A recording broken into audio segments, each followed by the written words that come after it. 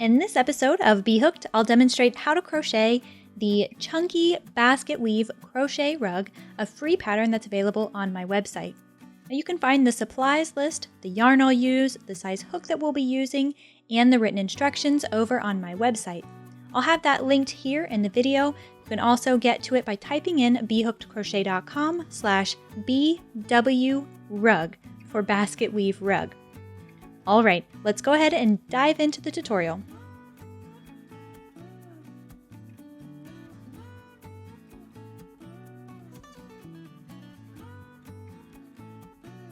Alright, so to get started on our rug, we of course need to create a foundation chain and our slip knot. So I'm going to create that slip knot here, and for the tutorial here, I'm going to work with just a small piece of the pattern, just so you can get the idea for the repeat and how the stitches are worked, and get the hang of this big crochet hook and this bulky yarn. For the rug, you'll want to chain 64. Like I said though, I'm going to chain a smaller number here.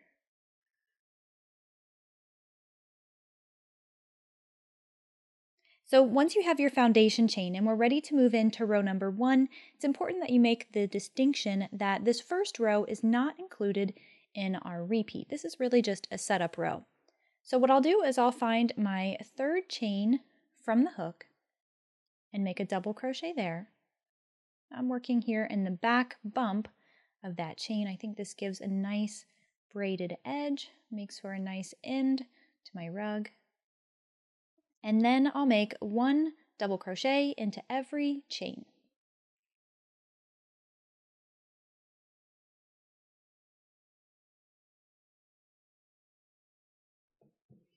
Alright, so at the end of our first row, this is what our work looks like. We have just a solid row of double crochet, and we're ready to move on with the stitch pattern repeat. So the first thing we'll do is chain 2 and turn our work. Now we're going to be working with post stitches, specifically the front post and the back post double crochet. That is what gives us the basket weave texture. We sort of place them in a strategic way to make the pattern. So we'll wrap the yarn like we normally would to complete a double crochet, but rather than go into the stitch, so into the top part of the stitch like that, what we're going to do is work around this post right here. So I'm skipping this one. I don't want to do anything there. I'm going to work in the post right there. So what I'll do is work my hook just under the back side of the post. Then from there, go ahead and wrap your working yarn and pull that loop through or behind the stitch. Then we can complete the double crochet as normal. So we'll yarn over, pull through 2, yarn over, and pull through 2. Now that was the front post double crochet, and the reason why it's called the front post is because we pulled that post to the front. Now we're going to get a lot of practice with that. Specifically for the next 3 stitches, we want to do front post double crochets.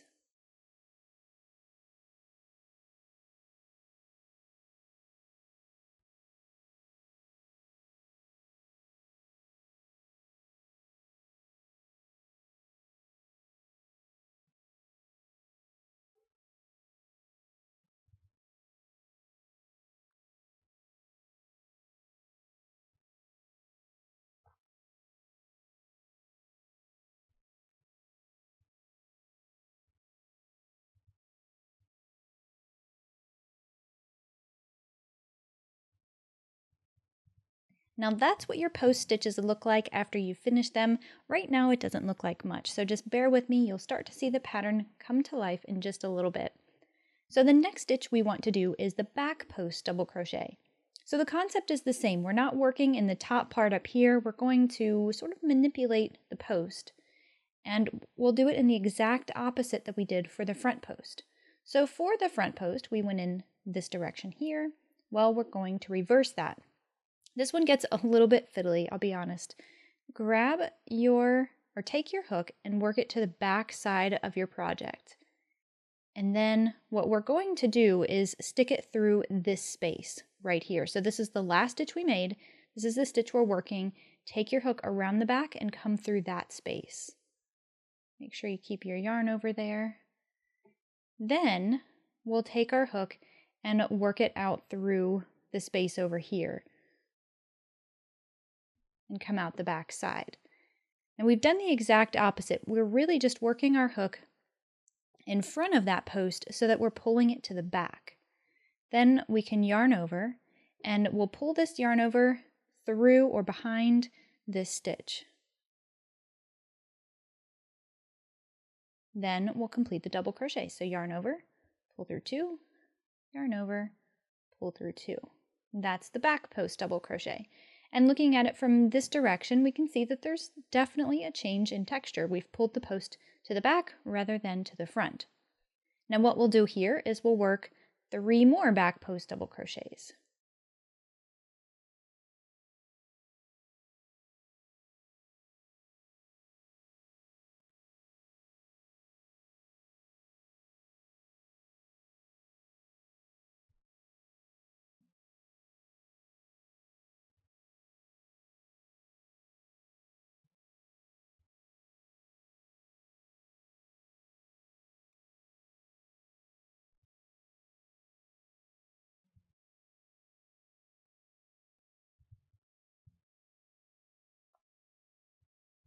Now when you get to the end of your row, you'll just make a double crochet in the last stitch.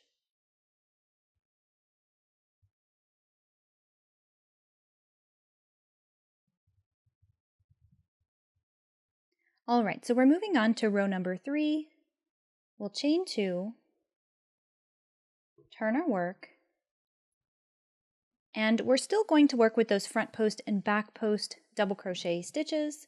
We just need to look at our work to let it tell us what to do. So keep in mind that each part of the basket weave is going to include 3 rows. We've already worked 2. We've worked this first one down here and the second one. So I'll know that I want to work 1 more row where I'm following the same pattern. In other words, I am working a front post double crochet in the front post double crochets and the back post in the back post double crochets. So that'll all come together as you get more familiar with the stitch pattern. For now, let's find your first post and work a front post double crochet around that.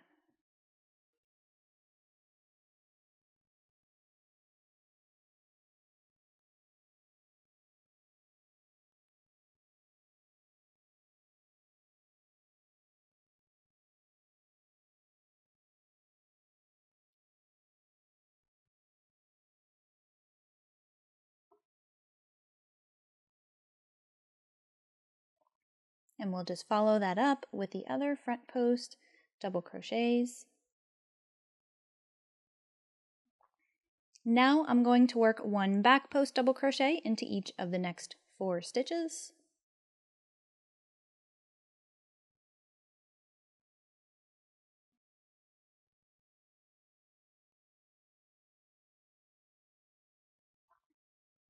And I'll point out that your work will look just a little bit different than mine. Of course, I've just got a little piece of the pattern here and you're working with the full-sized rug. So I encourage you to follow along with the written instructions for the exact instructions on how to work this stitch from start to finish of each of your rows. Basically, the part where you'll see the difference is at the end here. I'm actually ending in a different piece of the pattern than what you actually will for the rug. But don't be alarmed, the techniques are the same. What I really wanted to hit home with is how to do the front post and back post double crochets. Okay, so when you get to the end of your row, we'll go ahead and make a double crochet in our last stitch, which just so happens to be a chain. And that completes row number 3. All right, so I mentioned before that we want to work 3 rows in such a way that we're working our front post in our front post, our back post in our back post, and that gives us this texture here where we have 4 stitches that are kind of popping out and we have 4 stitches that are sunk in. Now go ahead and chain 2 and turn your work, and this is going to be our transition row. So when we flip it over, the pattern looks the same, right? It's reversible. We've got 4 stitches that point forward or that stick out and 4 stitches that are sort of sunken in.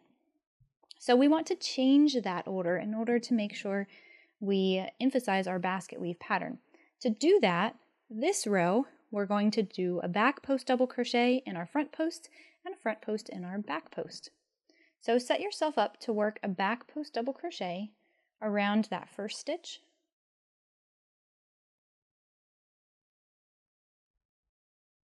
And in the next 3. You won't see a huge difference here, but you will notice a slight difference in texture.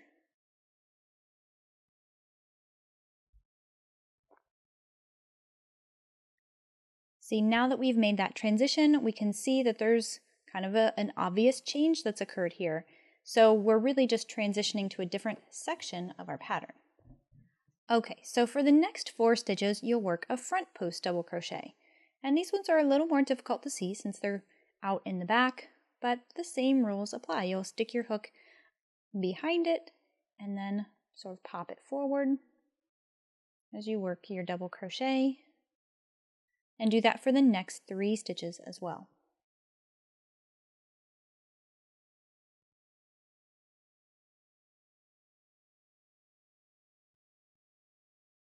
And just like before, when you get to the end of your row, you'll make a double crochet in your last stitch, or that second chain, that turning chain.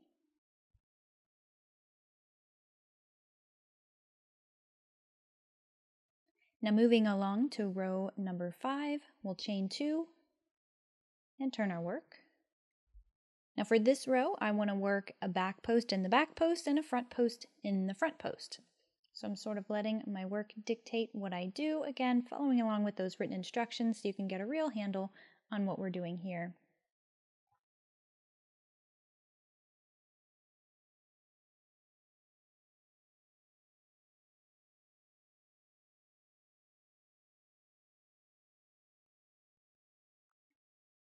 Now when I reach some front post double crochet stitches, I want to front post double crochet around those stitches as well.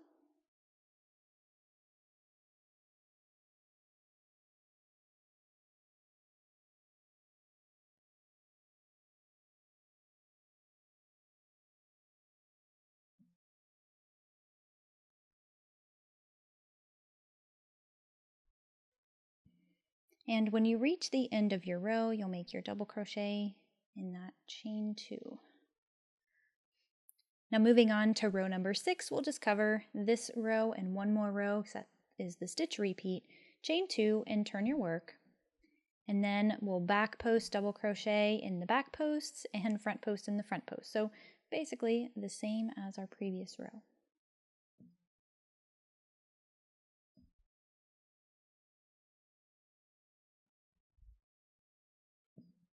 Then when you get to your front post stitches, then you'll work a front post double crochet around those.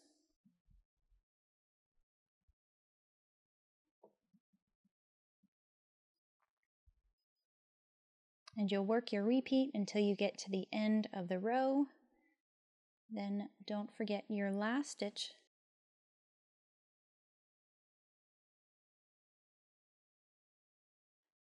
All right, so I mentioned before that we want to have 3 rows before we make that transition phase. So here we had 3 where we started with the front post and we transitioned to the back post, and we can see that texture difference. The same thing is true over here. We have 3 rows where we've worked in this particular pattern. So as you probably guess, the next row we're going to do that transition once again. So go ahead and chain 2 and turn your work. Now, instead of letting our work dictate what we do, so where we do the back post and the back post, we'll just switch that up. So we're going to front post in the first 4 here. In other words, we're front post double crocheting the back post double crochets from the previous row.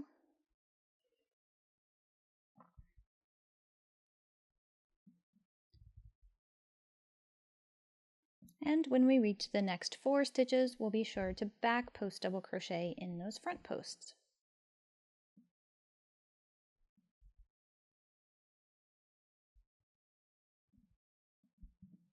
You'll work that repeat until you get to the end of the row, and don't forget that last stitch. So from here we can really see the basket weave texture take shape. You're going to see it even more on your rug because of course you're working with a bigger piece of fabric. So we've covered the entire stitch pattern repeat from this point, and to just emphasize that one more time, our repeat occurs from rows 2 through 7. You'll see that reflected in the written instructions, and I would definitely direct your attention there right now to continue working on your rug. You'll get very familiar with this stitch pattern. You'll get to the point where you'll probably have it memorized and you can just read your work and know what to do. But just know that those written instructions are there to help you. This tutorial serves as a way to see how to work those stitches. The post stitches are much easier than you might think, but they do take a little getting used to.